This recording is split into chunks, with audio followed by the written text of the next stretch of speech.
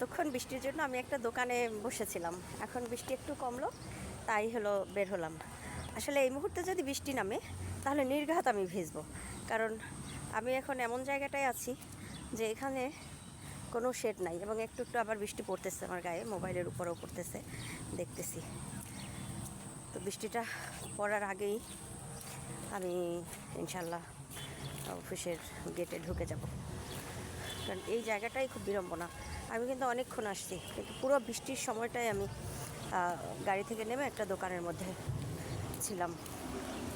যাই হোক, আমি এখন, ওয়ালাইকুম আসসালাম, ভালো আছেন নুরুল ইসলাম ভাই?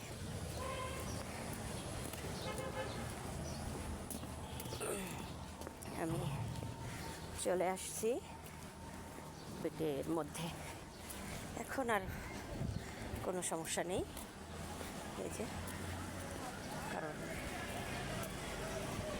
এখন বৃষ্টি হলেও অসুবিধা নেই।